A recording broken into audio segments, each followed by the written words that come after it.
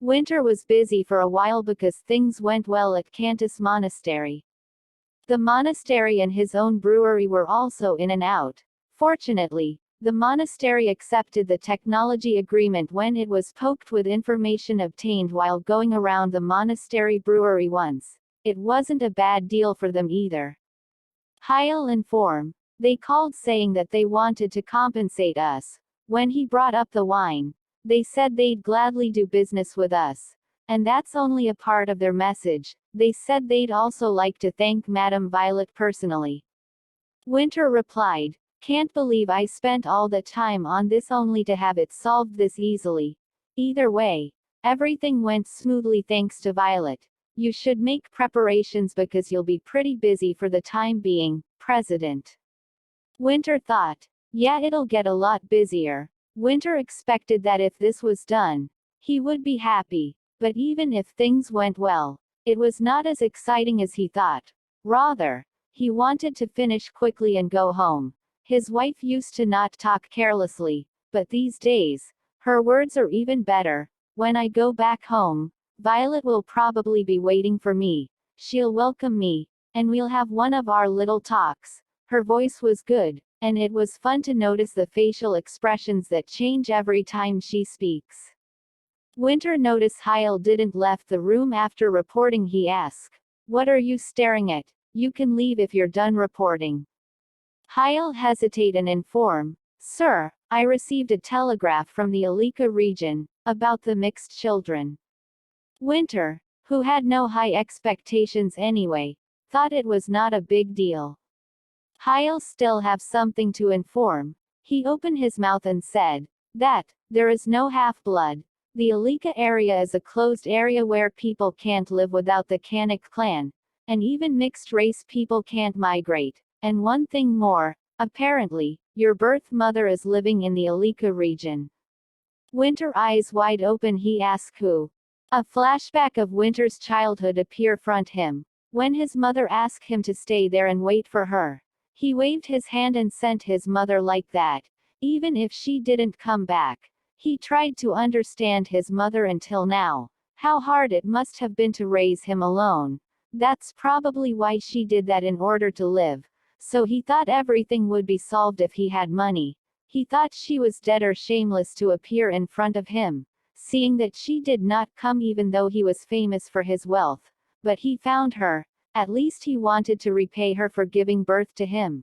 And he wanted to compensate for the difficulties she had in taking care of him until he was 5 years old.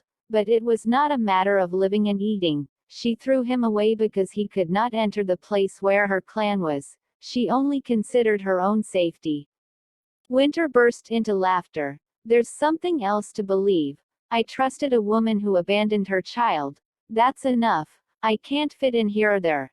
It's not like I didn't know." He swiped his face once with his hands and continued. He then ordered Heil, "Put out everything I bought for my mother, and cancel the schedules." Heil panicked. "Oh, yes, sir." There were a series of schedules that would cause a big trouble if cancelled, but Heil knew that the situation would only worsen if he stopped him here. Heil asked, "Where are you going?" "I need to go home. I need my wife." After hearing Winter's words, which was more calm than Heil thought, he brightened up a little. It was the first time he heard such a thing from Winter. He was worried that Winter would wipe out the Alika area with his low temper, but there was one person who had the power to control him. "I'll prepare right away," Heil replied. While Winter was busy, Violet was preparing a small garden party. She was going to have a garden party with her husband, only the two of them, and tell him that she's pregnant. Fortunately, the people she got to know at the book club helped her a lot. Lady speak. "Oh, this green dress looks good on you. I have a good eye, right?" Violet replied, "Thanks for your help." It was, of course, good for merchants to make personal deals with wives of influential families, and even a deal with Winter Blooming's wife, who doesn't have a limit in budget, was lucky of luck. But aside from that, Maureen was very fond of Violet. At first, she thought she was just a noble, but the more she knows her, the better she Then Jenna came back running and informed Violet that Lord Winter has arrived. Hearing this, both the ladies wished good luck to Violet and went back. Violet was surprised, because Winter told her he would not come until 3 days later. Violet couldn't hide her embarrassment, because the main character of the party came while she was still preparing. Whether or not, Winter walked in and hugged Violet, and said, "How did you know I'm coming?" When Winter hugged her, the embarrassed Violet beckoned the crew away. Violet gave signal to her staff to leave them. Winter's condition looked too bad for her to tell him what kind of rudeness it was. Violet patted him on the back and asked, "Did something happen? You don't look well." He replied, "Nothing." He continued, "Why did you prepare this? You don't like parties." Violet continued, "I need to tell you something. I don't think I can put it off any longer. I was going to eat and talk after I finished preparing." "What do you mean? Do it now," he asked at Winter's urging. Violet sighed deeply and pulled herself together, but eventually shook her head, said, "It's all right. You don't look you're in a good mood right now. I think it'd be best for you to get some rest first." Winter sighed and replied, "I'm not in the mood to wait either. So just say it. Is it something good or bad?" Violet took a deep breath so that her shoulders would flutter again and gaze at Winter. After saying, "Nothing happened," Winter's eyes searched around her like a frenzy. Violet opened her mouth because he had an expression that wouldn't make her postpone it further. She said, "It's a blessing for me. But I don't know if it is for you. I am pregnant, honestly. I was afraid to tell you at first. I thought you wouldn't like it. But you said, 'Let's give birth when we get one.' That's how I gained courage." Violet speaks as if to take control of Winter's expression, which looked worse than expected, but Winter, who was staring at her, said, "Good for you." "Really? Do you really think it's good?" Violet's expression, which was anxious at Winter's words, became slightly brighter, but it didn't last very long. Winter continued, "Whose child is it?" Violet didn't understand what Winter said. "Excuse me, what?"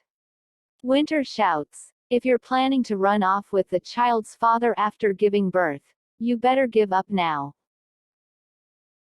There's something I haven't told you so far, but we can't have children.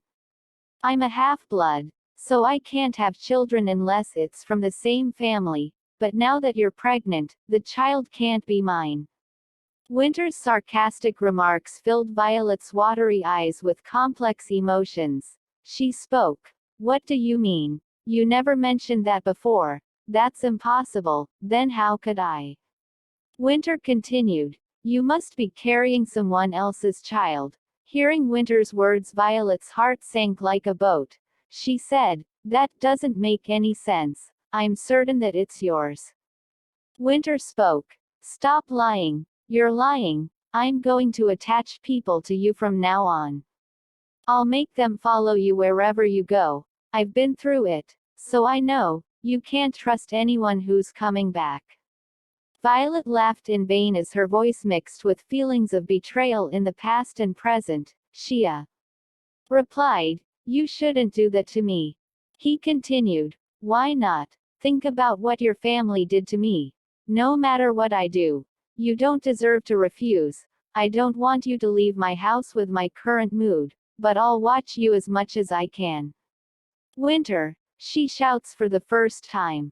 Winter laughed when Violet, who didn't listen, raised her voice.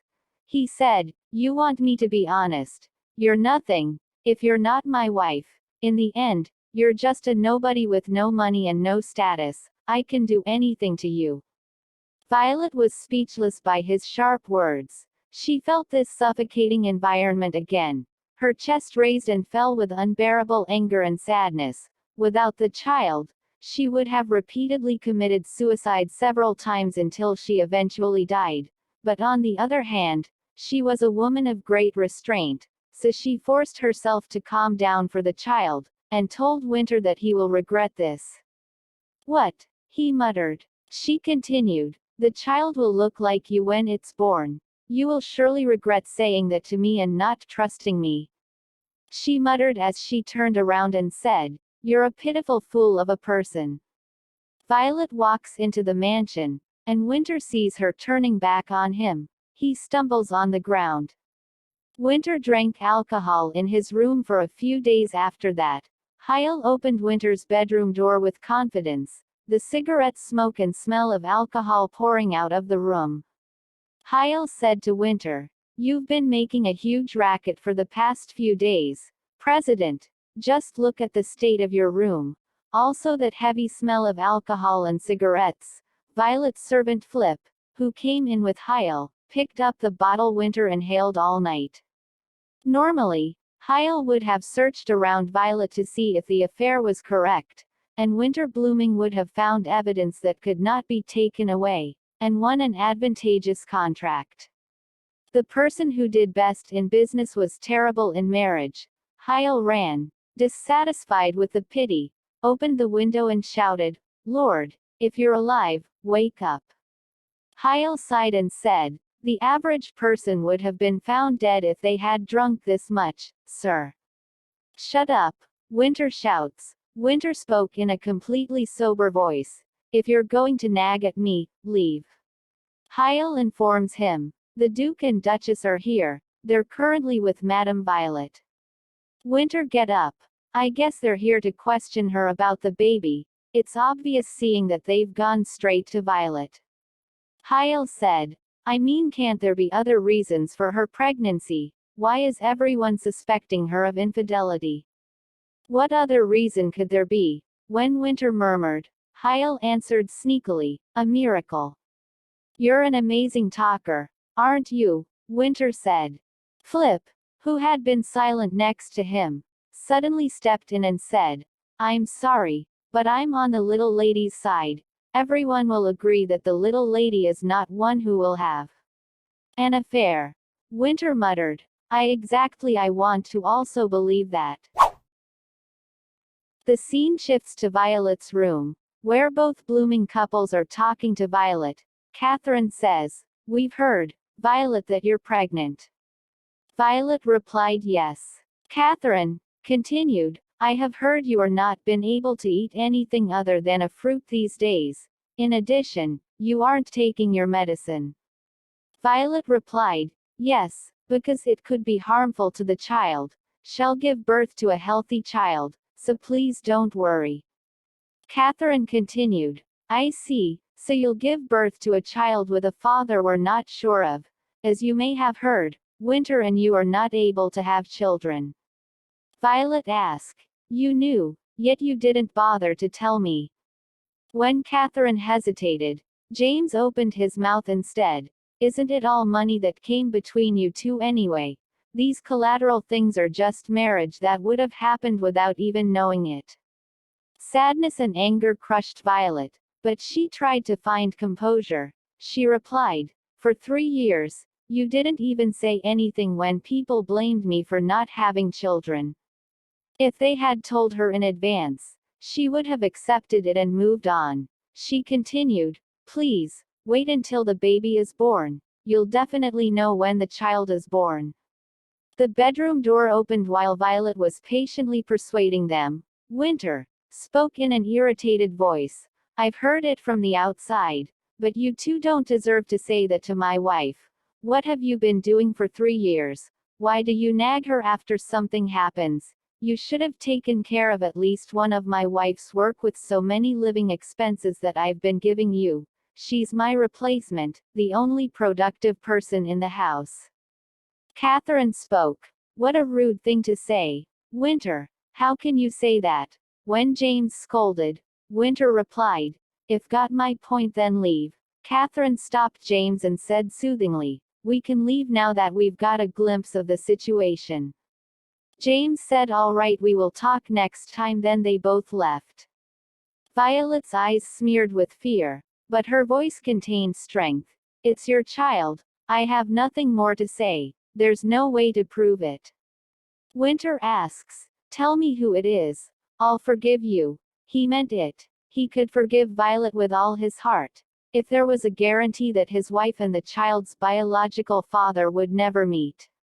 "You don't believe me," she replied. He said, "It has to be reliable for me to believe. If you don't believe me, what I said about wanting to get divorced is still valid." She remained calm even if she was afraid to face the man with a great physique who exerts intimidation and thought of attacking her. He shouts at her, "Who said I was going to divorce you?" She thought, "If it were only me, I wouldn't care, but I won't let my child be suspected of being someone else's." This time Violet doesn't hold back and shouts, "Isn't there even an ounce of faith in you that this could be your child?" He leaned towards Violet and spoke, "I checked the ledger of your land. The evidence is plainly written on that ledger and you still insist that you're not having an affair. Carlson Lowe, that bastard is the one who has been receiving all the rent money from your land." Violet can't believe what she is hearing. She asks, "What are you saying? Tell me, what do you mean? What do you mean by what? The man you used to have marriage talk with is supposed to be the one receiving the tenant's fee. What more explanation do you need?" Violet pulled her husband's arm inadvertently because she didn't understand at all and was nervous. "What the hell are you talking about? Please tell me in detail." "Carlson Lowe. Of course, it's impossible for you not to know that his name is on it. Heil confirmed it. Don't try to insist." "Really? I'll show you the document." Violet struggled up and stumbled. She said, "Here you go, the only thing written on it is my name." Winter replied, "Not this, the remaining 4.500 Catishans land. It's a royal property, so I don't have the documents," she replied. "Then who?" Winter asked. Winter, who was speaking louder, thought for a moment and asked, "Did you get only 500 Catishans of land from your brother, from the beginning?" She replied, "Yes." He continued, "I gave all of the 5,000 Catishans land for you, whether for you to sell them or get a tenant fee for buying dresses and partying." Violet's eyes grew bigger at the words he uttered with contorted expressions. Winter soon asked, as if he was interrogating, "How can he transfer your property into the royal property without your permission? It doesn't make sense." She thought, then replied, "Ash enjoys polo with high-ranking officials, and the meeting also includes the head of the central bank of the capital, which manages royal property. Damn it. These rascal nobles." Winter was really going crazy. To him, who climbed up from the floor, the high society his wife explained was often so unrealistic that it felt like a lie. As Winter poured harsh swear words one after another, Violet wrapped her hands around her ears. She could not tell the child that his father was such a tough talker. At her actions, Winter covered his mouth with his hand and put it down. Then he continued, "How can a princess like you maintain her dignity with that in the first place? Isn't that weird? Shouldn't you have asked me what you were supposed to do?" She replied, "It wasn't weird. Thank you for caring about me that much. And do you have time to ask if you thought it was weird?" Violet was about to cry while talking, barely keeping her emotions together. She continued, "I will go check with the central bank." He grabbed her hand and said, "How can you ride such a rocky carriage in the early stage of your pregnancy? I'll be back, so stay at home." She replied, "I'm not going to be in trouble if I ride the carriage for a while. I need to go find out what's going on. It's my job." Winter blocked the door with his body. As Violet spoke firmly and headed to the door, Winter spoke, "Even the train's supposed to take 7 hours. How can you say that it's only a while? Don't do anything dangerous, I'll check it out soon." Then she turned and said, "Then, please make sure of it." Winter's mind was relieved by her stern gaze, her strong eyes, the things he feared, and the look she had built as if she had given up, was full of vitality in her desire to protect the child. Winter wanted his wife to be just like the first time he saw her, when she held his hand firmly with affection, whether having an affair or something. To do so, it was clear that the child would have to be born safely and be held in Violet's arms. Next day, at the Capital branch of Connie's Hotel, Winter headed to the Opera House where Carlson was performing. If the central bank is on Ash's side anyway, it will not return the land with one excuse or another even if Violet comes, let alone himself. Don't know about others, but Winter was not confident that he would win the legal battle against Ash, who holds power even after the dissolution of the royal family. Winter decided to cut the route from the easiest person who is connected. He entered the waiting room for the singer at the Opera Theatre with a fierce fight. As he kicked in the door, Carlson, who had just left the stage, was drinking alcohol.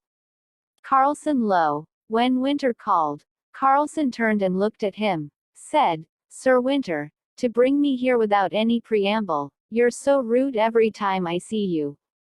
Winter replied, "Likewise, you've decided to relish in alcohol even after being dragged all the way here." Carlson speak. "I've finished all of my performances anyway. I don't do this in front of my admirers, so no need to be concerned."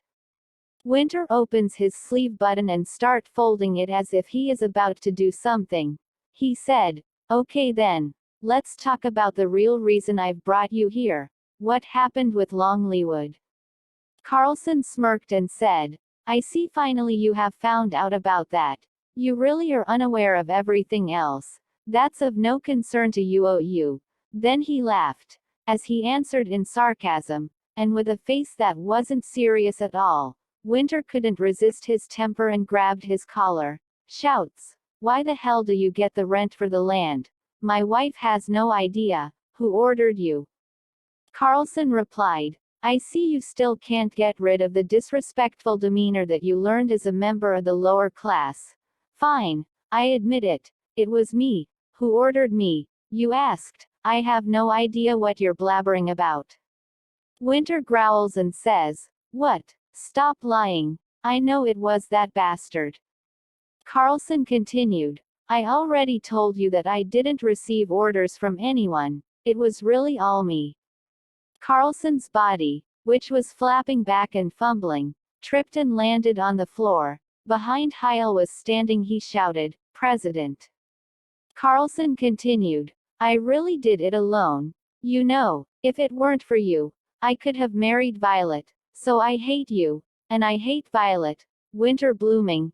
"Anyway, if you didn't know that for 3 years, that means you're not interested in your wife at all. Does it make a difference whether I spend your wife's money that you don't love or she spends it? I'd better believe that I wrote it, not the Lawrence family."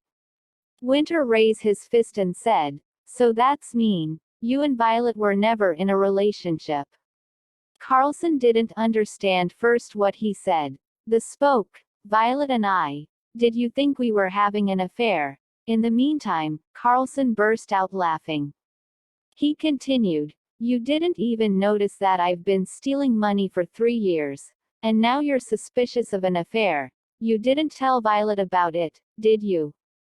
Winter asked, "What does that have to do with you?" "I don't care. I would feel good if I told you." Carlson continued, still unable to withstand the remaining laughter. "Violet is a person who has a strong pride. As strong as she tries not to hurt other people's pride.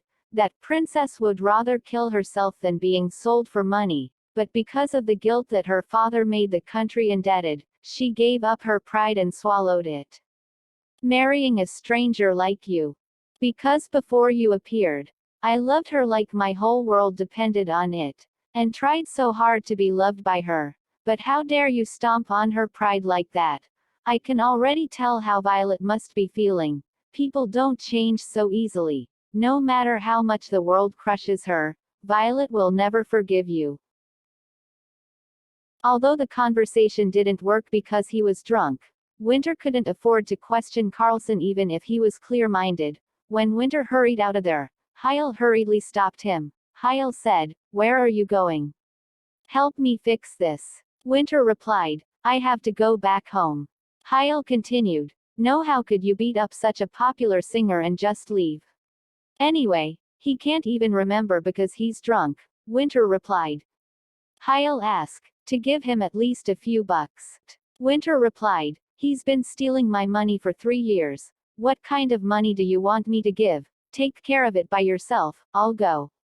Winter went off without Heil. He sat on train. Carlson words echoes in Winter's ears. "You will never be forgiven by Violet." What that lunatic said suddenly made him nervous. He thought, if there was no infidelity between the two, as his wife and Carlson said, how on earth did his wife get pregnant? Heil's nonsense words about the miracle kept lingering in his head. Hope is unnecessary. Optimistic people fail. That was Winter's stubbornness, however. No matter how much he endured in front of his wife, his stubbornness eventually broke down. On second thought, he couldn't figure out how his wife lived with such little money. He knew that saying, "Why she didn't say it earlier," would no longer work. So he was going to ask her how she has lived for the past 3 years, and he will listen to her as much as she wants this time. There was so much to tell her as soon as he got back. She may not understand and hate it, but she had to talk more about money today. He was actually spending 10 times as much money as she thought. So he had 10 times as much affection for her as she thought. That's how he calculates affection. It's something she needs to know about him. So she needs to know that. She has to understand. He had to get it across to his wife as soon as possible. It was not long after Winter left for the capital. Jen maid brought Violet a small box of present. "It's a gift from the lady as a token of apology. From Duke and Duchess." Violet accepted the box and greeted her with stiff lips. She had a splitting pain in her back. Jen, who received the gift box instead, said as if nagging, "So take your medicine. You don't take it even though the doctor said it's okay to take the medicine during pregnancy." Violet replied, "It doesn't hurt that much." Jen said, "Your face looks pale, I guess." Violet thought, the symptoms were similar to the month when menstrual pain was exceptionally severe. Since she had no experience, she wondered if the pregnancy was originally like this. Then she opened the box, and there was a neat pair of baby shoes in the box. It was a very good shoe with a silk exterior and a fluffy inside. "Baby shoes are really small," Violet muttered. Jen said, "But if the child looks like a little master, wouldn't it be a big child? But I don't know if the child looks like the little lady." Violet happily replied, "Heard that when I was born. I was also on the big side." Violet couldn't take her eyes off the shoes while answering. She suddenly felt sorry that there was nothing prepared for the child, as she was shocked when being informed of the pregnancy. Jen ran when Violet, who had finished thinking, tried to get up by force. Jen asked, "Oh, why are you getting up? You said you had a backache." Violet replied, "Don't I have to prepare a room for my child when he's born? I was lying down too much. We should at least have a room ready for when the baby is born." Jen said, "It'll be a while until the baby is born. Madam, you don't have to worry about that so early in your pregnancy." Suddenly Violet's back and stomach hurt. She clenched her stomach and said, "Staying in bed for too long is no good for me. Anyway." Jen looked at Violet and in concerning voice said, "All right madam, if you want." When the pain subsided a little, Violet walked to a room a few feet away from her room. Jen said, "This room is huge." Violet replied, "I love this room. I like this place the best since I first got here. I'm sure Winter will eventually give in and offer me a room to prepare for the baby. He argues that the baby isn't his, but it didn't seem like he was completely against having a child."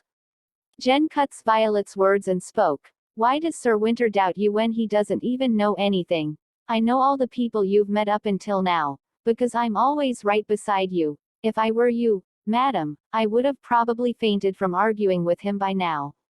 Violet replied, "I would have, but I didn't want to do anything that would hurt the baby." Jen continued, "But it won't be good for you if you continue to keep everything to yourself like this either. They say that if your husband doesn't treat you right during the early stages of your pregnancy, that memory will stay with you forever." "Who said that?" Violet asked. Jen replied, "All of my friends who are already married. So you have to promise to amend your relationship and live happily with each other in the future." Violet smiled at Jen's words. She said, "All right, I shall."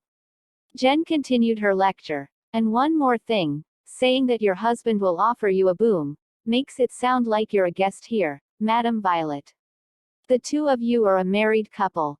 Violet replied. Then I shall discuss it with him and come to a conclusion together on this matter. Hearing Violet's words, Jen smiled brightly. Yes, now that sounds a lot better. Violet covered her mouth with her hands and smiled softly at Jen's answer. She felt like her punishment was over after she stood in this room. She was only focusing on her child. Everything that happened was forgotten. Violet said in a pleasant voice. Put the cradle over there. The walls are colorful. Oh, it would be nice if I drew a rainbow or something. Is that too childish? When Violet was sincerely happy and asked questions, Jen was excited, and she came up with one opinion or another. It was when she was thinking that if the little master insisted on not using this room, she should protest with the little lady. Violet put her hand on her stomach and thought, this child bring me hope. I promise I will make a happy family.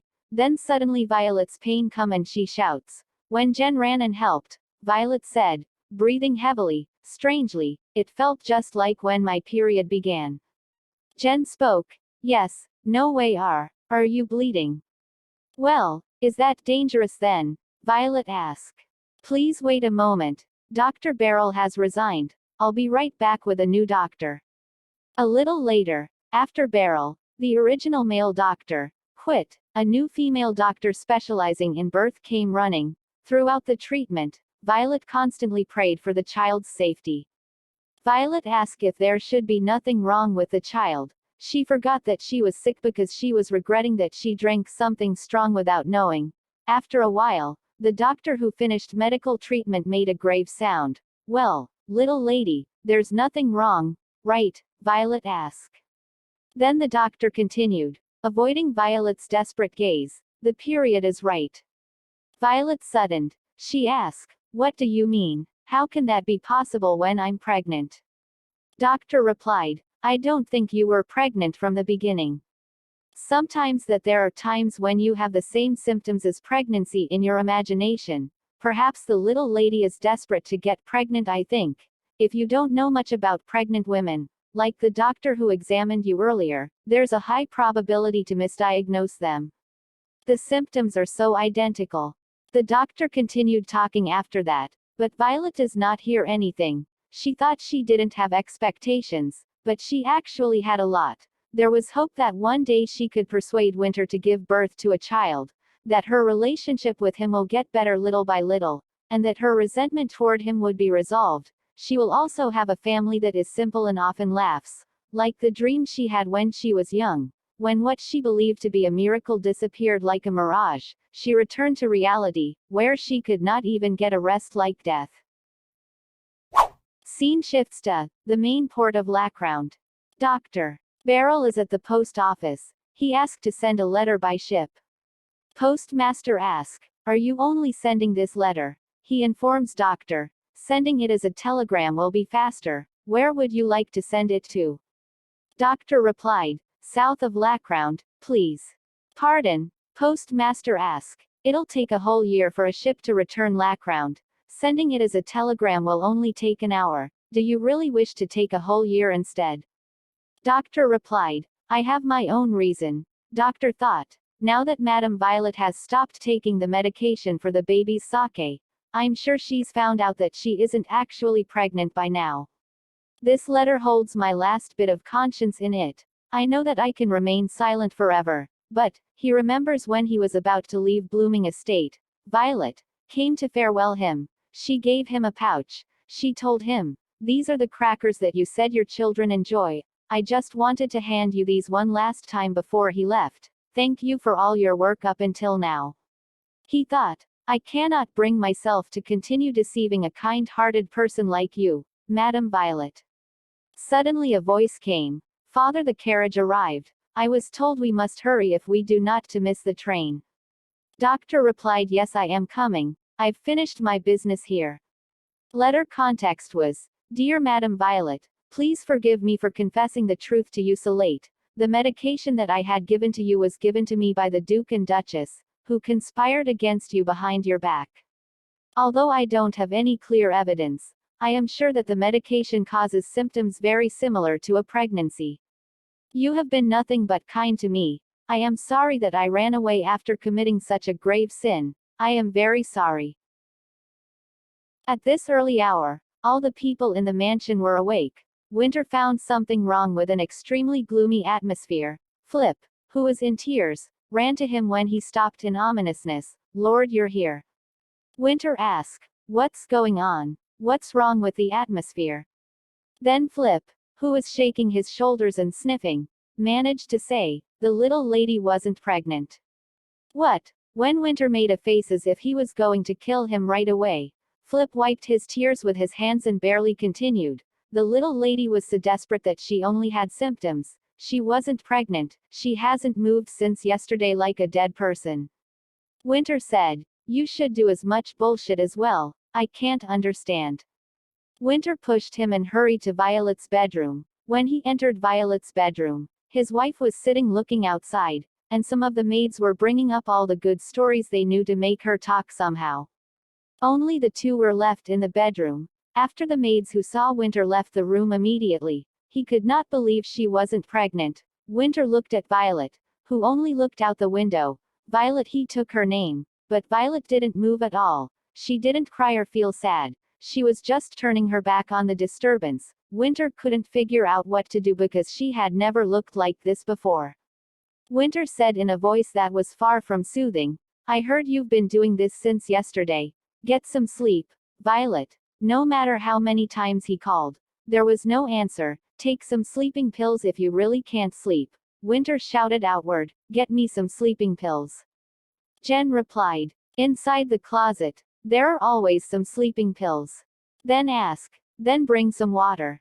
Yes, yes, the maid answered in fear and hurriedly fetched some water. Winter opened the closet and found sleeping pills. Always. Winter stood with a bottle of medicine and kept talking to her. What kind of medicine do you take all the time? What good will it bring to your body? You sleep because you're sleepy. Can you take medicine and fall fast asleep? You can't. I'll take you for a walk for tomorrow. If you walk a little bit, you'll fall asleep without taking medicine. You'll feel better. No matter what he said, Violet didn't answer. Soon, Winter asked when the maid brought a bottle of water and a glass. Winter asked, did you feed her anything? Jen replied, she didn't eat any meals or even drink water all day. Oh, damn it. Winter sat on the bed with a glass filled with water on the table. Drink some water. You will be dehydrated. Let's get some sleep and head straight to the capital. There's a house in the capital. I don't really like flowers, but that house is fine. I don't know how nice the garden is. You like the capital city and the flowers. It'd be nice to go. You'll like it. Winter, whose breath trembled as he was not sure how she had lived, raised his voice a little. You should at least cry. It's soothing. Or hit me or get angry. I'll be happy to get hit. Violet, who had been lying down for a long time, raised herself up, and she made eye contact with Winter, who looked at her, lips are open. She said, I never had an affair with another man, though I don't have any proof. You won't even look at me now because you're mad at me. What else can I do? You should know that I had no other choice but to question you. I trust you now. I know that you never had an affair. I really thought that I would give birth to a healthy baby who looks just like you. I believe that you would understand me then. How great would it have been if that were the case? She slipped back to bed. Winter spoke as if to explain. I screwed up. There is something wrong. It was a misunderstanding. The situation is. That's what happened. Winter tried to repeat the words, but he shut up. For the past 3 years, he has turned a blind eye to his wife for the same reason. Her brother took away all his property. What's the priority over restoring it? How dare she ask him for something? How can she leave him? How can she refuse him? It was because of the situation that he tried to take her down with harsh words about her terrible pride. The wound that scratched her heart to protect his feelings was too deep to blame the situation. First, I need to buy every luxury good I can get my hands on for Violet. Once she sees how much I love her, she'll feel better. She'll smile and she'll finally understand how I truly feel about her. He had to show that. This way, Violet will know that he was considering her as his wife. That's how it's always been with everyone else.